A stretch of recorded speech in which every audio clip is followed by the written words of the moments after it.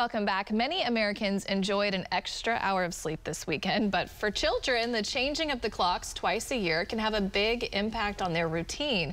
So for the afternoon today, our sleep expert Tara Hess from Tulsa Pediatrics Sleep Consulting is here to discuss with us and help us figure out the effects that the change can have on kids, and then of course tips to get them back on the schedule. So what are some of those changes that parents see in their kids around this time with the change? Well, just like adults, we all can kind of feel a little bit off during a time change. So they might just be a little grumpier or fussier or, you know, just kind of out of sorts.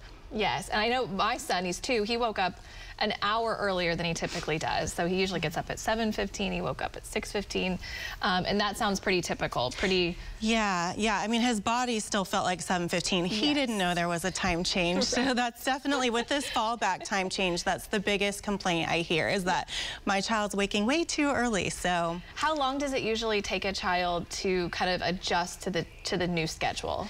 Well, I'd say just like adjusting as far as like their behavior and their demeanor, probably up to like a week sometimes. But as far as like adjusting the schedule, that early rising time frame, for some kids it can take up to a couple of weeks. Some just adjust, you know, much easier in general. But. Yes, okay. So when it comes to younger kids versus older kids, I'm sure the change has different impacts. What are some of the impacts for the younger kids, like two and younger?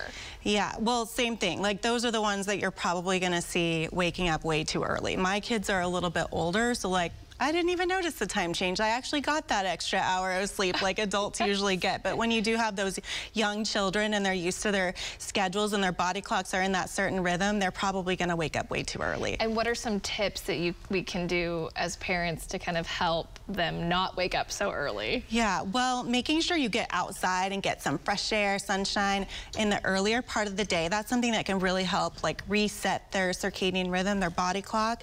And then just trying to be very consistent about making sure your child stays in their crib. I always say until at least 6 a.m. So no matter what, you do not want to take them out before 6 a.m. Okay. And then they should go back to their regular schedule. They just need some time. At this point, because, you know, time change was obviously yesterday, everyone should be on their regular schedule according to the new clock now. So. Okay, so at this point in time, you should have changed over. So naps should be adjusted. All of that should be adjusted. Yeah, and that brings up a good point, because naps are definitely an important thing right now. Sometimes some kids even need to add in an extra nap so that they're not overtired at bedtime, because that's going to be your cause for the early rising.